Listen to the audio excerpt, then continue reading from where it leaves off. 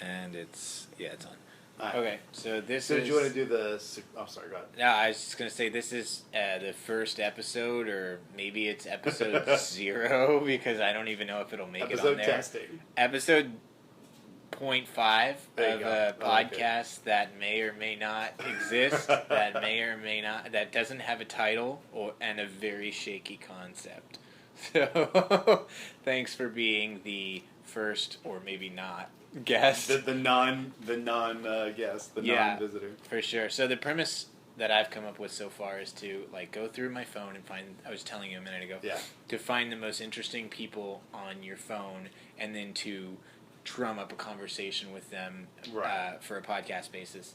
And so I made a list, and there was only 4 names on my phone. Sorry, everybody who doesn't end up on here. Yeah. But most interesting is pretty broad, right? It can have a lot of, there's a lot of wiggle room there, so it's not always going to be the same type of person. But I picked you because for, one, I was worried there would be a lot of dead air, and you are a talker. Yes. But also you know kind of everything about everything. I don't know about that. Well, okay, you know a lot of facts about a lot of topics. Fair enough. And I figured, you'd be able to carry on the conversation for the most part. But, all right, let's start with that, dude. How deep, if I said, what is the history of butter? Would you be able to tell me something about that? I mean, a little bit. Okay, so when you break knowledge like that down, it's the best thing that I can say is I just have a really good memory. Recall happens for me very easily. So when somebody says something like the history of butter, there's just some shit in my head already.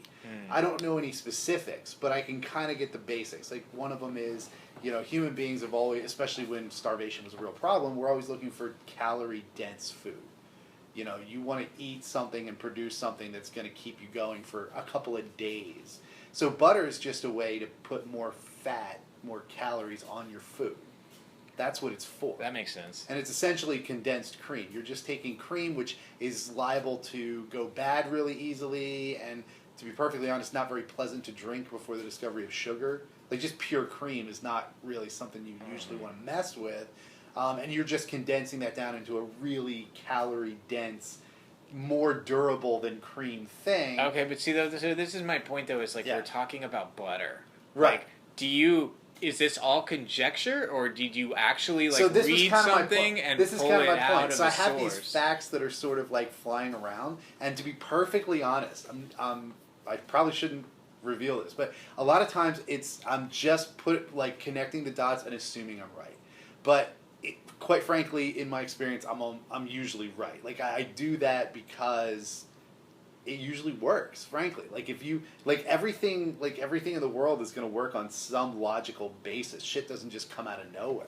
So if you have a general idea of the factors, you can usually be it's probably something like this. Maybe, but what if you're the conspiracy theory guy of facts? Because there's a lot of conspiracy, you know what I mean? Yeah. There's a lot of people who are the government is secretly run by lizard people, and if you look at this bit of info and this bit of info and that newspaper clipping, you can tie it into this narrative they're creating. So is that what you're doing? No, I mean, not... I mean about butter. I'm not nearly that sophisticated. Nothing that I just said about butter was untrue. I know all of it was true. There may be some other factors that I'm missing. I may not be giving you a complete picture of the topic we're talking about. And obviously butter is a stand-in. I don't care that much about my accuracy about butter. But, whatever we're talking about, there may be some factors that I'm not considering, which is why I love conversation with really interesting people, because a lot of times I'll build this whole narrative out of a few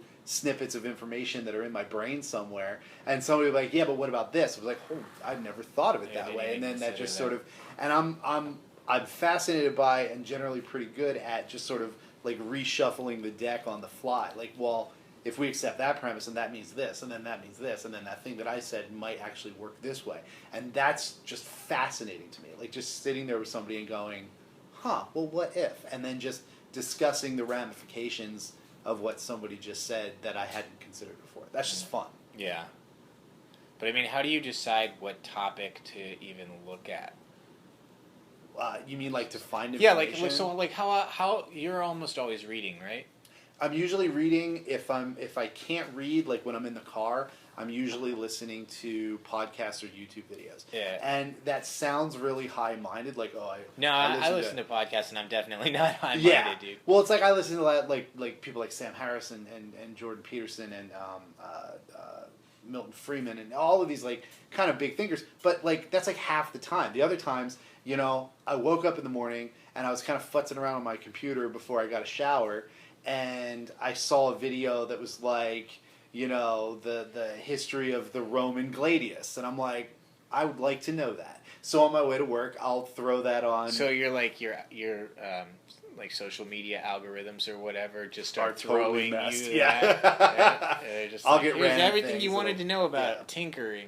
Although what's really weird is if there's an idea that I find fascinating, even if it's like radical, like it's like way out there and I don't necessarily agree with it, but I'm like, I wonder what this guy's point is, you know? And so I'll watch like a YouTube video where someone's talking about, you know, the I don't know, pick a topic. There's all this sort of like communists have infiltrated the government, or you know, universities are trying to corrupt, like, are on. Not, it's not just sort of a movement. It's a dedicated, like, these people all got together in a dark room somewhere and like plotted this out, like back in the 50s, and now here we are.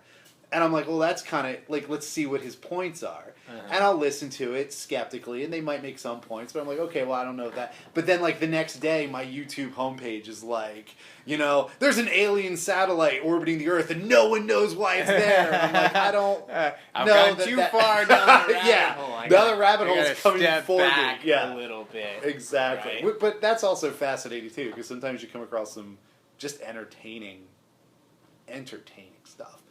And a lot of, like, just years of doing that has led me now to, I'm fascinated why. Like, why does somebody think this? Like, what leads somebody to really that crazy, batshit, radical idea? Like, what is the cause of that? What is the background of that? And I mean, you can expand that out any way you want. Like, why are some people religious and some people not? It's not just your upbringing, because frankly, I was raised very religious, and I'm not anymore. And I know people who were born to, you know, just frankly, my father, my dad's whole side of his family are very, like, very practical, very pragmatist. I don't think any of them would go so far as to call themselves an atheist, but in their actions, they're atheists. Yeah. But my dad went to seminary. He was going to be a preacher. I mean, he eventually decided not to do that, but I mean, obviously, that's a pretty big swing. Yeah. So it's like, what is the factor? Like, what is that thing in your brain that just switches you from one path to another with some really fundamental, like, how you're going to live your life in accordance to the universe, as if there's a God or a plan or anything like that. That's a huge deal. Yeah. So, like, what is it that, like, flips that switch to a different track and starts, you know, because that changes your whole life. I mean, it has to be something nurture related, right? Because if it was nature, then all the other relatives would have had the same inclination. Yeah, exactly. Right? Well, I feel like there's, as with everything, there's a combination of the two. I don't think there's anything in your life that's 100% nurture or 100% nature. Yeah. Well, except maybe like your height. Like, that's obviously your DNA. But anything to do with your psychology, your choices, your personality, I think all of that is a combination of the two. I think this is my opinion, but I think there are some personality types, there are some just mental makeups that make people more apt to seek something like that. You know, and it's a little too facile to say some people are strong enough to deal with the nihilism and some people aren't. Yeah. So some people have to find answers. I think that's a little too facile. Like, that may be an element, but there's more. What's facile mean, dude? I don't know that. Facile would mean, like, sort of like a weak argument. Like, it's just sort of an obvious, like, oh, it's just sort of, it's this. It's like a blanket statement? Yeah. Okay. It's this, and then move on. It's like, no, that's not enough. It's more complicated. It's more deep. It's more rich than that. But I think that's kind of gets at it. It's like there are certain personality types that tend to be, but then, of course, obviously how you're raised is going to have something to do with it. Yeah. Because, like, looking at my uncles, like, my dad was definitely the one who would have moved to religion. You know what I mean? Just from the type of person he is. But, of course, I have to recognize the fact that I know my dad after that moment. So it's entirely possible that he's the type who would go to be a preacher because he did. You know, maybe it's apocryphal. Maybe that change already happened in him because of his choice. So now I'm assuming. Wait, hold on, stop. That change already happened. Already happened in him. In other words, if I had known my dad before he went to seminary, maybe it would have surprised me that he went to seminary. Okay, right. But knowing my dad after he went to seminary, maybe it makes sense to me, and I'm just thinking, well, obviously. So I don't know. There's limits to that knowledge. Yeah, it's like when you can see the path that somebody took. But sometimes that throws you off too, though. That's where you're talking about the why.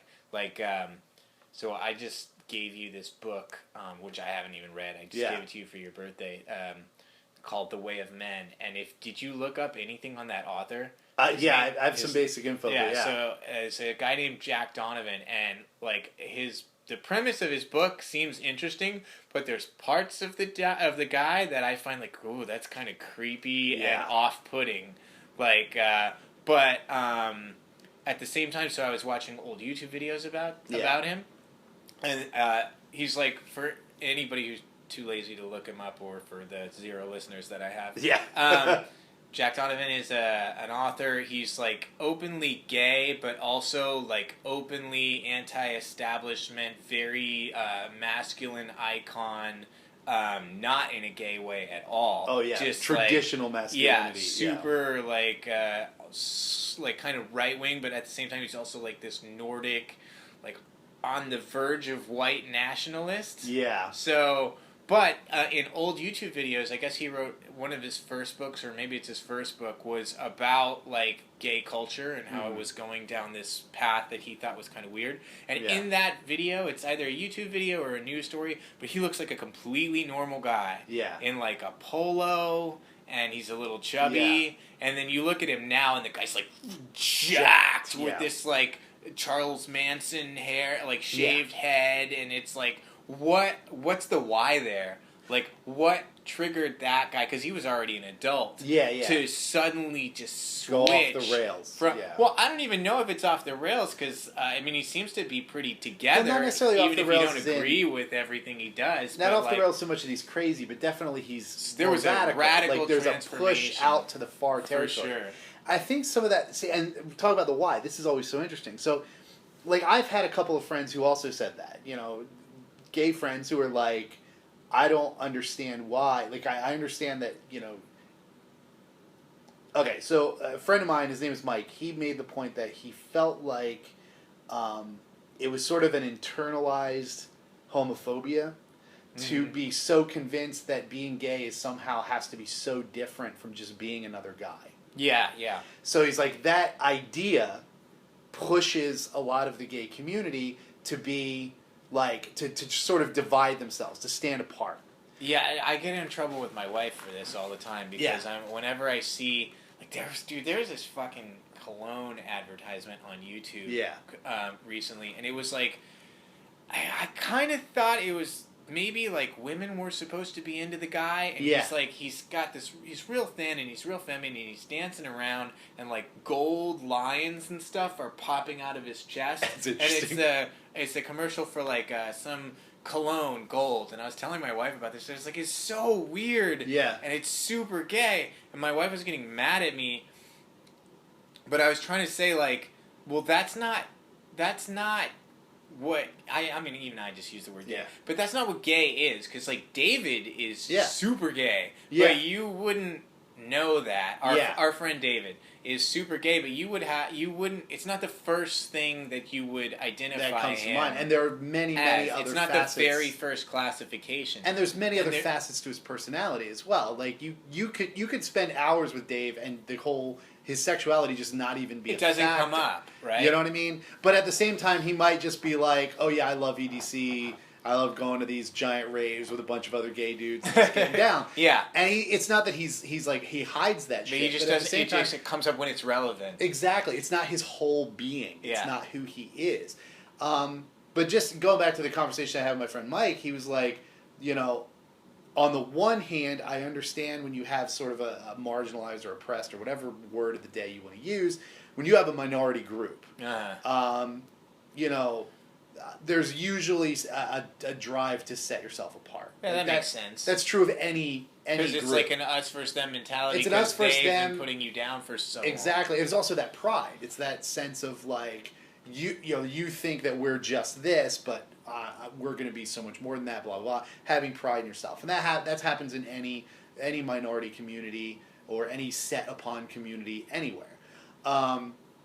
So to a certain extent, like, it's understandable, but his point was always he feels like it kind of gets pushed to an extreme because it's actually an internalized homophobia. It's many members of the gay community accepting the idea that being gay means you're not a real man. You think that's what he was? Well, that was his point. Yeah. Because his point was like they're being pushed away from traditional masculinity because they feel like they can't partake in it because they're gay. And he said a truly egalitarian idea would be you can be a hairy-chested man's lumberjack and also be gay. That those two things are not related. You know what's funny about that, though, is have you ever noticed that if you like something that is very masculine and very man's man, like I'm obsessed with UFC, so I was watching an old UFC fight at my in-laws' house, and my father-in-law is this total musician, old guy, wears makeup and chip, like, is in a punk band and everything, but he was sitting there watching me watch the fights, and and he's saying, this is two guys in their underwear all over each other, beating the crap out of each other, you're gay. And I was like, no, definitely not. This is a super manly thing. Yeah. Two men engaged in a fight contest, to see who's the better one. But do you know what I mean? Like, if you saw, like, there's like that lens of like, oh, the movie The 300, that's really gay. Yeah. Or like, even like, oh, it's a military movie and there's no women in it, that's really gay. Yeah. It's really weird how, like, the super masculine lens is viewed as gay, if at the same time the gay community, I mean, this is two straight white guys talking, so what the fuck do we know? Right, we're just spitballing. Like, we could be totally fucking completely off. But and then you have the gay community, like, shying away, or at least parts of the gay community shying away from the masculine ideal, saying they don't fit in. That's there's an irony there. Yeah. No, I see what you're saying. And I mean, all of it, we all view everything through our social, like, viewpoint. Like, is the Greeks actually, they would wrestle naked. I mean, two guys would just get butt naked and rub their dicks on each other. And, it doesn't sound as appealing when you say it that way, though. But that's because that's not what they were seeing. They were seeing it as two men competing to win in a wrestling match, and the idea would be that, the really, in a lot of ways, like, the one of the most dominant ways to beat somebody is, it's not that I punched you harder or I just got in a lucky shot. Wrestling is definitely much more of a man-to-man, at least in their opinion, and I see where they're coming from. Yeah. So for them, the nakedness wasn't an issue. It wasn't, just the fact that his balls are on my leg. It just doesn't even enter into... But again, that's the viewpoint. And you can kind of put yourself in a space where you can see that not mattering because it's just expected. Uh-huh. But at the same time, we would look at that and be like, they got oiled up, they covered themselves in olive oil and got naked and just decided to go wrestling with finger quotes. Good, bro. That's not... So again, it's all like how you're going to look at it. Like, you look at 300 and it's, it's a bunch of guys with, like, rippling abs and just being super badass and throwing spears 100 yards and all that kind of shit. Yeah. It's like, you can see that as dudes being badass. I mean, having rippling abs is actually pretty badass. But then you could also be like, why do you want to stare at a bunch of guys with rippling abs? Yeah. Is it, though? I was the rippling abs thing. I was thinking about this the other day because, I don't know, I just had this idea that, like, if you took, like, a Men's Health magazine or Men's Fitness, whatever, and you laid it next to like a women's fitness magazine, like Balance or whatever it is, and you turn the pages, it's almost identical. And it seems like I had this idea that somebody somewhere down the line realized, like, we are making so much money off of, like, Cosmo and makeup products and convincing women to be really spend all insecure this money, about their looks and to invest all this stuff into their looks, and then somebody just went, let's just do it to guys too, and then you see that shift, and it works. It works for me until a certain extent, I catch myself sometimes, but at the same time I'm still like at the gym every morning. And well, but here's the thing with the idea of like the metrosexual, and you know, that term, you don't hear that as much anymore, largely because it's just been accepted that guys should care about their appearance. And I would agree. Like, the slovenly dude who can't be bothered to ever shave, his hair's a mess. Well, that's a beard, there's a difference. You know, his hair's a mess, you know, he's always in flip-flops and shorts, and, you know, you've seen him. You go to, like, a decent restaurant, there's some guy in, like, a t-shirt, and you're like, what are you doing, man? Mm-hmm. So, like, I have my level of how much you should care about your appearance. But I also have a point where I think, well, that's too far. Yeah. But at the same time, you kind of have to admit that that's arbitrary. Like, everyone's going to set that point differently. Like, I'm a fairly hairy guy. Don't you set it to what's the standard in the movies, though? Isn't that where most people set that Not necessarily. Like, I'll give you this example, and I use this a lot for, like, the body positivity people, because they're like, women have suffered so horribly at, you know, being measured up against these models and these actresses. And I'm not disagreeing with that fact, but I'm like, you're blind to the fact that this happens to everyone. You know, like, Chris Evans is, you know, a tanned, muscular Captain America who has his shirt off in at least one scene for every movie. That's different somehow. That's not a thing. Like, obviously, I'm measuring myself against that as well. I'm going, well, I'm a fucking slob. Yeah. You know what I mean? So it's the same idea. They didn't used to do that as much, though. They didn't used to do it as much, but they do. If you look at old action movies, like, what's really funny before Arnold. Really old action movies are almost comical in how out of shape everyone is. John Wayne or something. Like John Wayne, or I randomly came across the Captain America TV serial from the 40s. And the dude is like 35 and paunchy. And what I also thought was really funny is he carries a gun. Like, so it's Captain America, but no shield and a gun. And he doesn't have a shield? He didn't have a shield. And I watched, like, the start of a couple of episodes. Like, I never finished an episode because it was just too weird. But then, like, the second episode would pop up on my homepage. We're like, well, let me just check it out. And it seemed to be a recurring theme where he would, like, get the drop on the bad guys with the gun, but, like, hold it right there. And literally every single time, like, there'd be 2 or 3 guys, and he'd be trying to, like, corral them, and somebody would get the drop on him and knock the gun out of his hand, and then they'd have a fist fight. And it was such a weird choice that the way they got an action scene was to have Captain America be incompetent. Like, you have a gun on unarmed people. Yeah. And you're so stupid that you walk right up to them and say, hey, get over there, and then someone knocks the gun out of your hand. It was like, this is your hero? Yeah. This is, like, your guy? That was, like, at a time where America was, like, pretty dominating in the world field too. Oh yeah, it's funny because now it's like we've kind of gone the opposite way. Not that we're not dominating, but you know, way less. We're like, maybe we don't want to get involved in this conflict, or largely it was the spirit. But the comic books guys are like super badass, super jacked, super indestructible, super jacked. So the point that I always like to make is I'm a fairly hairy guy, and for me, while I would say probably more often than not, people tend to prefer like less hairy as an ideal. To me, like, shaving my chest is out of the question. That's just stupid. Like, this is my body. Anything that you're gonna go so far as to be like fundamentally altering just how you look, I kind of think that goes too far. But at the same time, look at Wolverine in the movies. Now in the comic books, Wolverine's supposed to be a bestial, hairy. There are thick, super short. Yeah, and there are thick black lines drawn across his forearms just to show how incredibly hairy he is. And we have Hugh Jackman's just smattering of whiskers. And even that was like a concession. You know what I mean? Because none of the other superheroes have any body hair. Yeah. And they were like, well, Wolverine's supposed to be hairy, so through that idea, that lens, that idealized Hollywood masculine man, like that tiny little smattering of chest hair they allow Hugh Jackman to keep, which is obviously manicured too. Like, it's not like they just let him grow his natural body hair.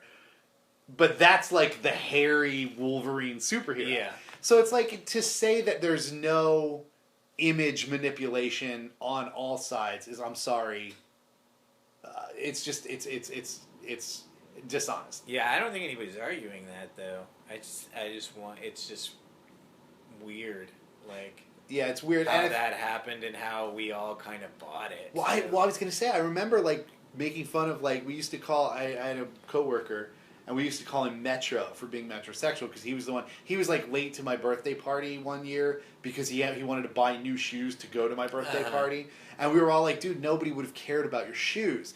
But nobody uses the term metrosexual anymore because that idea sort of won out. Like people are just sort of like, yeah, you know, you should buy like the best quality hair products and you should, you know, care about how trendy your shoes are. I mean, just in our circle of friends, like, you know, Mike has made a couple of comments about my footwear before, and I'm like, dude, why do you care? But he's in that camp, like that's an idea. And even, you know, I'm not trying to say I'm immune to it because you know you don't want to look like everybody's a slob, you know? a victim of it. Well, because, not a victim, but everybody participates. Well, because we want to. You want to move towards the societal norm. And obviously that doesn't mean that you want to be a clone of everyone else, but there's like a range. Yeah. That's considered the norm, and you want to fall in that range. Somewhere in that range. You're going to pick your spot and you're going to go there. And there are very few people, as much as they love to say that they are, there are very few people who are honestly comfortable being completely outside that range. Yeah, well, that's why you see like the cookie cutter bartender with the big beard and the lumberjack pattern shirt. Tattoos are more popular, but they're all on the forearms. Like, you know what I mean? Like everyone follows a certain pattern. Or how even when you see people who are trying to rebel and be like, I'm not mainstream, I'm outside the mainstream, but they all look the same. They all, you know, the way you're not mainstream is to put on... the way you're separating yourself from the mainstream is wearing a handlebar mustache, a bow tie, and suspenders like everyone else in that particular bar. Or, you know, you go to high school and it's like all of the goths decided to rebel in exactly the same way. Yeah. Interesting. Very few people are honestly comfortable with being wholly on their own and independent. We're social animals. We're incredibly social animals. We're more social than any creature on the planet. If you leave a child alone, like there's situations where they don't have any social interaction, their brains just stop working. Yeah. Like, and they're never able. If they don't have that social interaction while they're growing up, while their brain is developing, they'll never get it back. They'll be feral for the rest of their life. That's what's so weird about all the screens now. Is well, there's already studies on the detriments. Like, we know it's damaging. More on the screens, it's going to take away more and more of that interaction. It's going to like somehow like lower the bar in a generation or two. Oh yeah. Well, look at how much of an effect it's had just on us. I mean, really stop and think about it. When did you get your first smartphone? It was right at the same time I started dating my wife, so about 6 years ago. So 6 years ago, you got your first smartphone, and already it would be almost impossible to imagine not having it. Yeah. And you're someone who, more than most, is not chained to the phone. There are some people who just can't live without it. Like, you're fairly independent of your connectivity. Fairly. But even for you, like, you know, when you think back to when cell phones weren't even a thing, that's the other thing. Technology is going so fast. We grew up at a time when there wasn't even cell phones, at least not in any practical way. And now we have mini computers connected to satellites. I remember thinking that we were like the last generation to even barely remember what life was like before the internet. Yeah. Like, I remember getting AOL and being AOL like, yeah! was huge in middle school. Yep. Elementary school or middle school, I don't know. Well, so the interesting thing for me, because there's two, and again, everything is usually a balance. So there's two looks at this. First of all of this technology, you know, iPads, smartphones, on the one hand, it's actually an awesome educational tool. I mean, the fact that, you know, kids can grow up feeling even more connected to people who are, you know, your cousin is overseas or something, and yet you can still talk to him. Mm-hmm. That's great. It does actually bring people together in that regard. It's a great educational tool. Educational games, just the information that's available. Look up whatever you need to look up. Do your schoolwork, you know, with the assistance of the internet. All of that is fascinating. But it seems like too much of it, once it starts replacing human interaction, even if that interaction is texting, even if it's technically human interaction, to the human brain, it's not human interaction. You're not getting, you're not educating yourself. And again, kids pick up a lot subliminally. They pick up a lot subconsciously. When you're not educating yourself to read body language, to read a room, understand the mood, realize when you're annoying somebody, realizing when somebody's upset, realizing when you need to comfort them as opposed to laugh at them.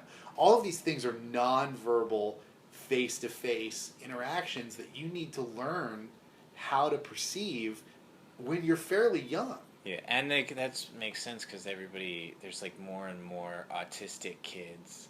Like that's huge. It's huge there weren't autistic kids when we were younger, or maybe there were, but we didn't have a word for it. A certain element was misdiagnosis, but at the same time, statistically, there are a lot more people with autism. Yeah, don't pick up on social cues. Yeah, etc.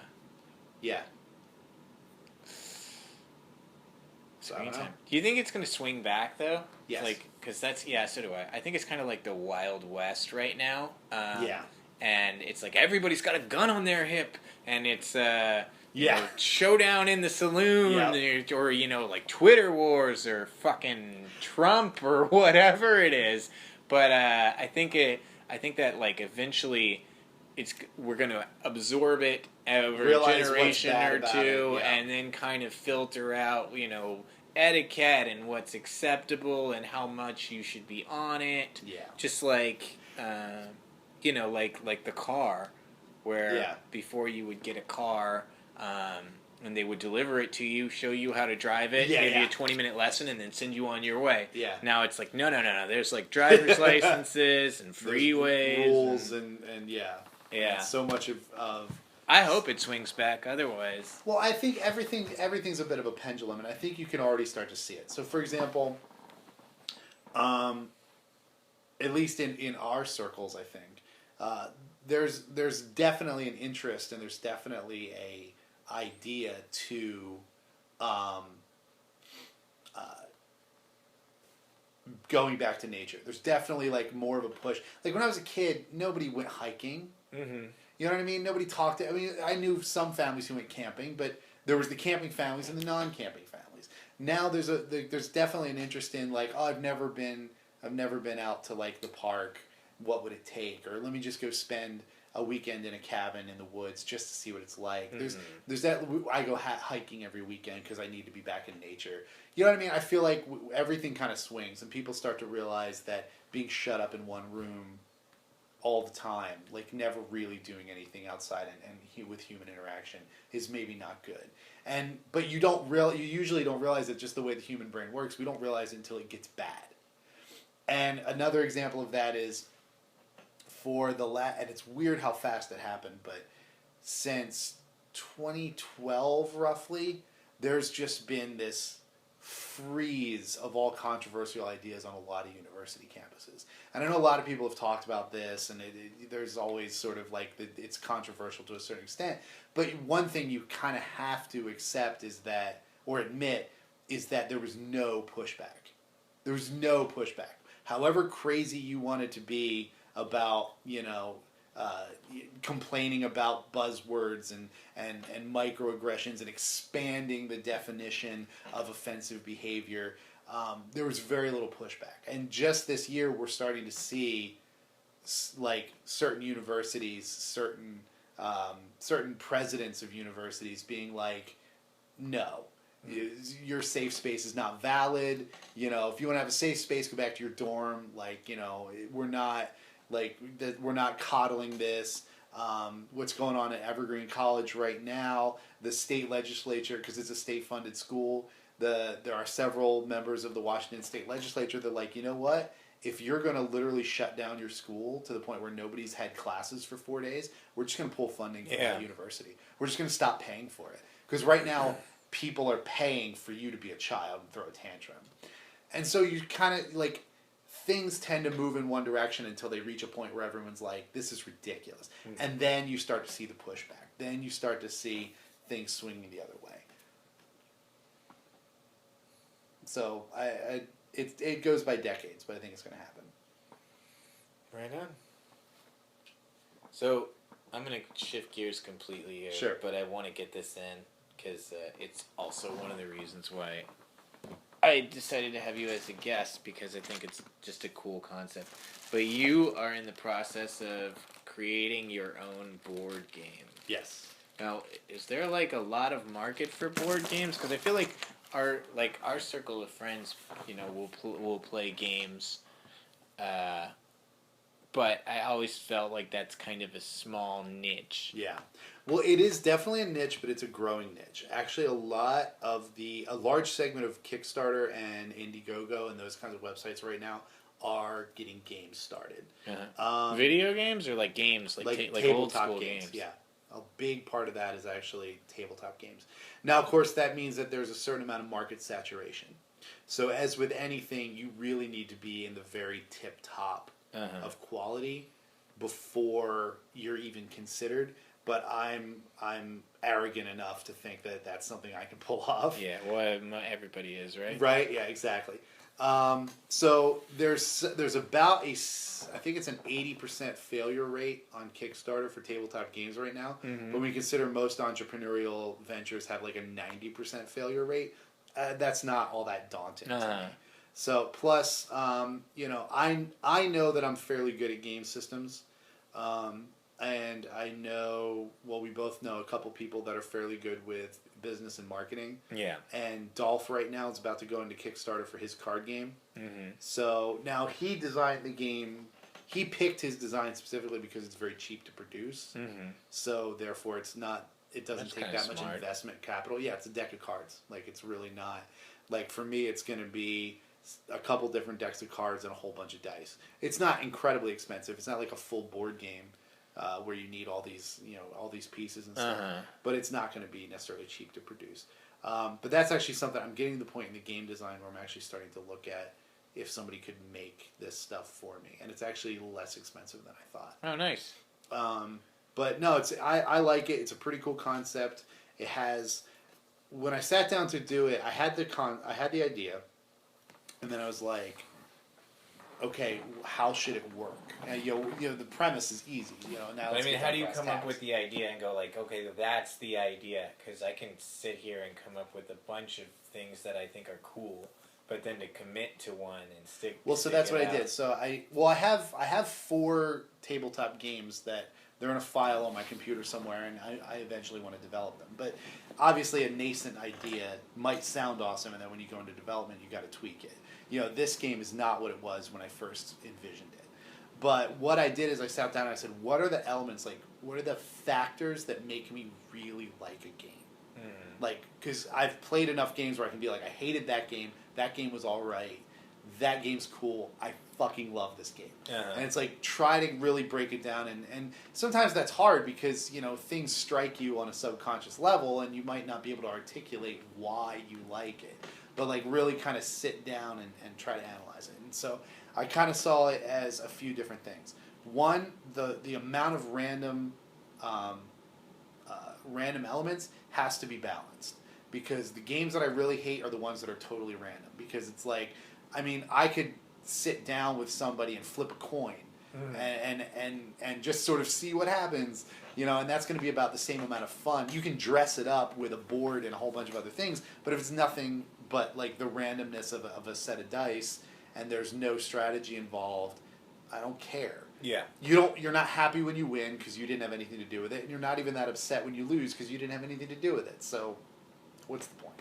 So you need to have a balance of strategy versus random elements. As a subset of that idea, there needs to be multiple viable strategies. That's what really lights my brain up.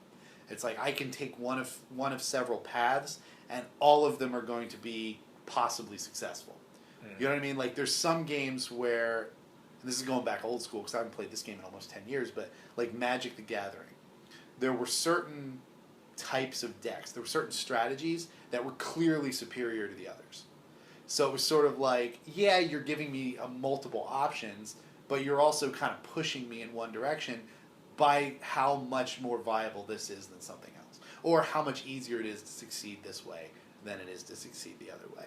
So if you can have multiple viable strategies where they're going to work differently, but they're going to they'll have an equal opportunity of success, I think that's pretty cool. And then the third thing that I identified that's really important to me is interaction between the players. There are some games where you're just all going around the board and it doesn't really matter what the other players are doing. Essentially, it's like a race. Yeah. We're all going around the board. We're all trying to get as many goal points as we can. And then at some point the game ends and we tally them up. Mm-hmm. It doesn't really matter what the other guy did. It doesn't really matter if he can't do anything to me. I can't do anything to him. Uh-huh. So I wanted there to be some kind of interaction where you can look at the board, look at what the other players are doing, and being like, okay, I'm gonna mess with him, or I'm gonna do what I can to stop him, or if I do this, he can kind of screw me up, so I'm gonna do the other thing because it's a safer bet.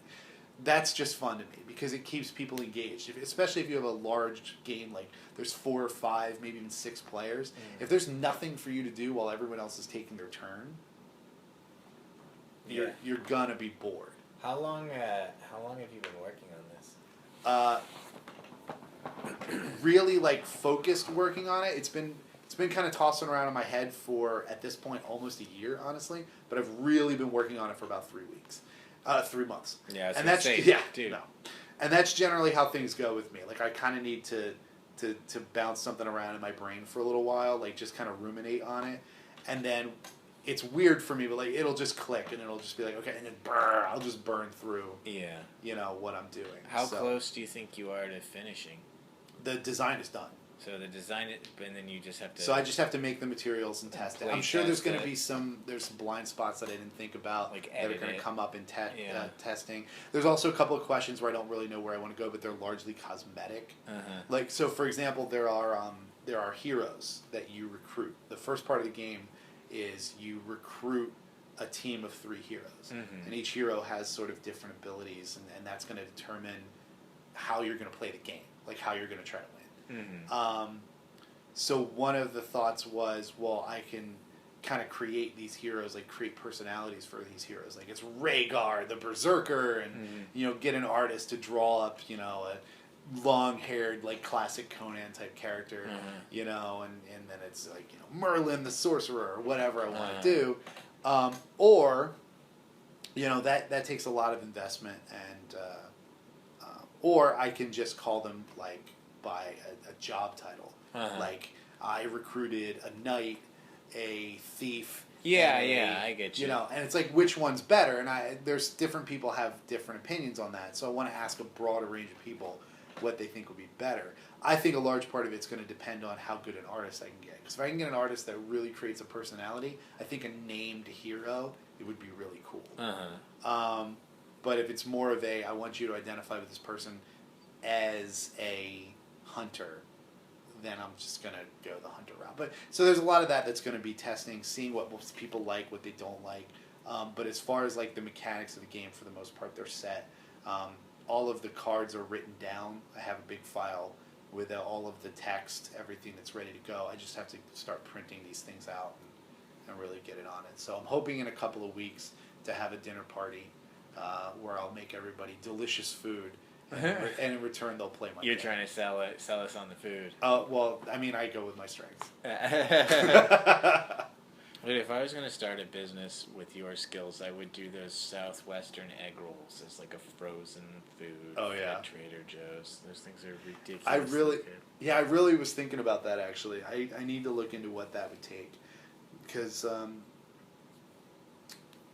I've got a couple other egg roll recipes at this point that are really good. The Southwest are just classic. I don't think you can beat those. But, and it's fun.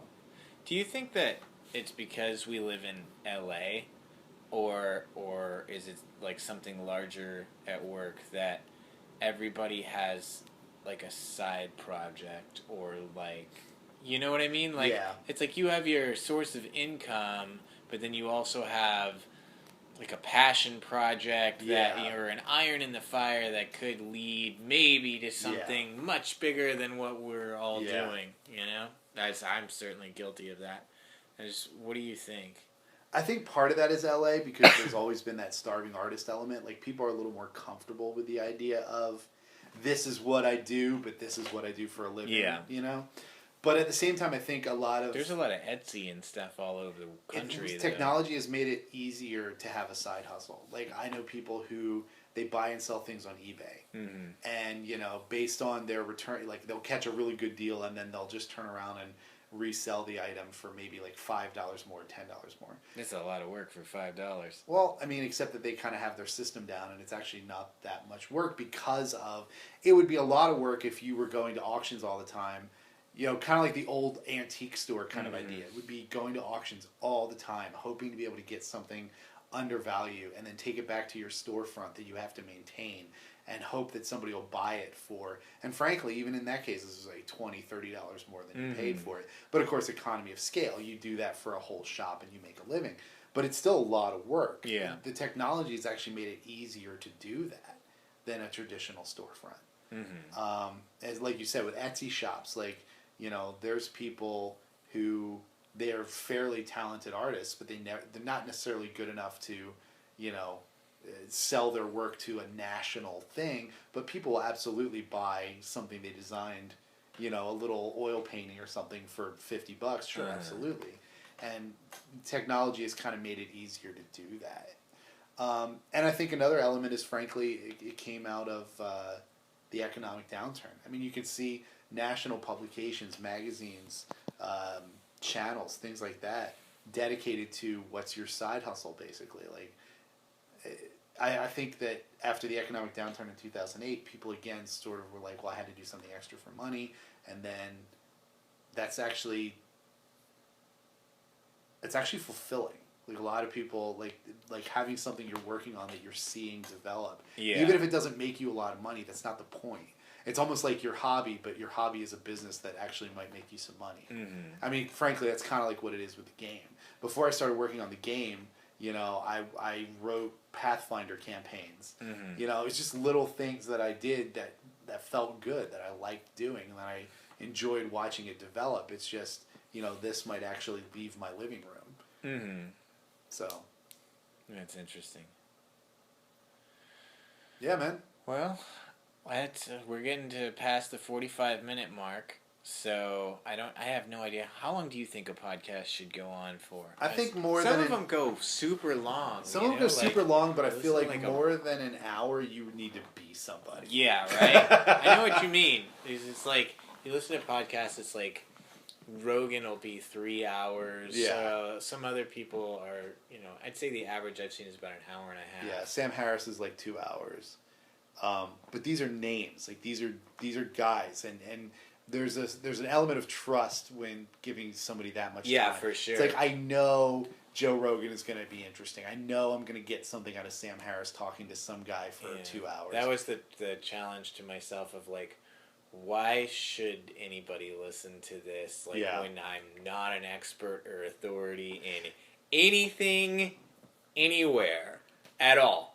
Like, you're not known for this. You're not known for any particular thing. You have no renown. Yeah. And all the podcasts I listen to are by, like, really well-renowned people. Comedians and fighters and Navy SEALs. Yeah. Whatever it is. Done things. That's why I had this idea of doing the interesting route of, like, who's the most interesting person in your phone, and let's see what happens organically. Because sometimes about like Serial and Shit Town is like another one by I think it's I gotta check out Shit My Town. wife is so into it, but they're random stories about nobodies, but they're hugely interesting and engrossing. So as the end of this show, I want you to pull out your phone, go find your phone. Grab my phone.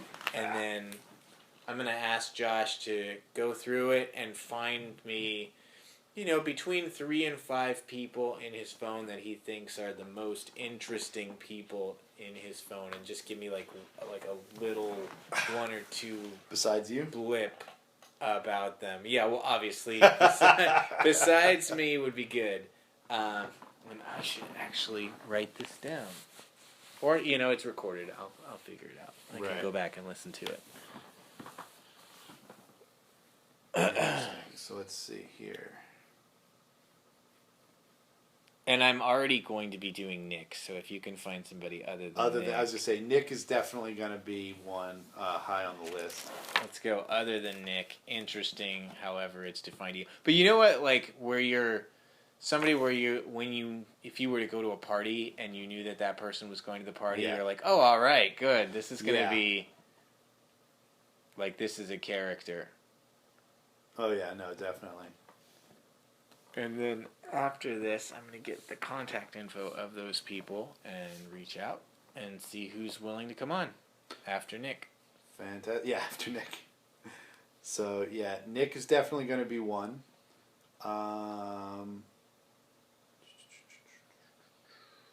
Suppose next time I should probably have you do this off the episode so that there's not all this dead space. No, well, you can edit it, right? You can no, I'm not editing. That's the whole point. I don't want to edit it at all. I want it to be just whatever it is. I have a former coworker by the name of Lashika. Uh-huh. She is a fantastic conversationalist. I find her interesting because she grew up in L.A., South L.A. I wouldn't say South Central, but, but she's very brilliant, did really well in school, and got a full scholarship at Berkeley. Oh, wow. So she definitely has this, and she's very good at being like, well, this is like the Berkeley answer to that question. Like, this is the more high-minded academic, but this is like my sort of more street-level personal experience answer.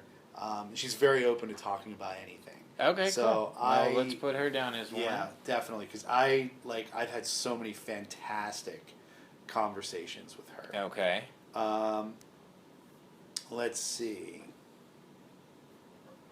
See, the thing is, most of the people that I know at this point. Yeah, we're definitely... so it's not going to branch out too much. But that's how it's supposed to start, you know? Oh, yeah, it's yeah. Like, I came up with, I think, 3 or 4 names on my own, and then I'm hoping that those people will have names, and it'll branch out into something larger. And if nobody listens, it's still just a good excuse for me to get out and have some conversations with people. Right, Because I tell you, I sit in an office all day long, and I shut the door, and it's just me and podcasts anyway, which, if you listen to the same podcast for a long enough time, you start to feel like you're in that conversation because you're there all the time, you listen to the same people all the time, but you're not able to participate. So I was like, I gotta do this myself just as an excuse to go out and have these participatory chats. You might have to do this one over Skype. Okay. But my friend Tabby has led a very varied life. Okay. Like, a lot of different experiences. Is this Craig's? Yes. Okay. But I was friends with her before Craig met her, so okay. I still claim her as a friend. He doesn't get to have... I'm trying to figure out what I'm saying. She's not just Craig's ex-fiancée. Okay, why is she the most interesting or one of the most interesting? She's got a very... And this would be kind of interesting for you. She's got a very rambling mind, like when it comes to like life and the meaning of life and shit like that. And it's kind of fascinating to me because I'm such a realist and a pragmatist, and she tends to be a little more like spiritual, but in a very interesting. Like I don't know how to describe it, but she's just interesting to talk to. Okay. She's done a large number of things. Like she's lived in L.A. At this point, she's living out in the boonies in Portland. She's from New Jersey. She lived in New York. Just a lot of different perspectives. So she's fun to talk to. And then another person who's a fascinating individual that I don't think you know is Richard Lopez. Richard Lopez is a coworker. I used to work in the same office as him. We don't work near each other anymore, but we stay in touch. And Richard is... I don't even know how to describe it. Richie's just interesting. Like Richard's just an interesting guy. He's I like Richard because he's fascinated by everything. You know what I mean? Like that butter conversation, he would have jumped in. He would have been right there. It was like, yeah, let's talk about butter.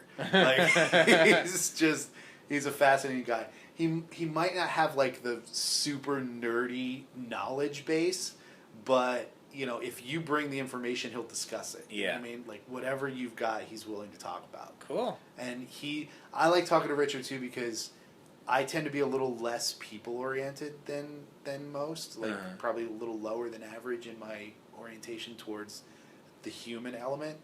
And Richard's really good at, like, taking some very basic knowledge and, like, before I'll even think about it, be like, well, this is how that relates to people. Like, here's what that means to civilization. Here's how it will affect you. Yeah. You know what I mean? Like, really kind of bring the human element to it. It's not just this cosmic idea like black holes. He'll, like, bring it down to earth and be like, this is the impact it's going to have on people. Cool. And so he's a cool guy to talk to. All right. Well, I will get their contact info off of you and reach out and see if I can get somebody to do an episode of this podcast. What do you think I should call it? Like, if you had to just spitball, what comes out of your mouth right now? Out of mine. The most interesting person in your phone is way too long, but it hits home so well that it's hard to come up with something else. Well, one thing you'd have to hone it, but the idea of, like, your speed dials, like who's your top guys on your list. I know most people with cell phones, they don't have that old speed dial system, but we're dating ourselves a little bit. But I mean, even your phone has, like, your top contacts, your favorites. But like, just referencing that Seinfeld conversation where, like, who's your number one spot on your speed dial, or like when his girlfriend got mad at him because she was number two. Things like that. Like, you could go something in that angle, or you could go. I mean, sometimes the single word names are really popular, so you could just call it, like, interesting or something along those lines. All right. Well, thanks, Josh. I gotta work on that speed dial thing. There's got to be an angle you can come out that's better. Right. That sounds better. But I like the angle. We'll figure it out. All right, man.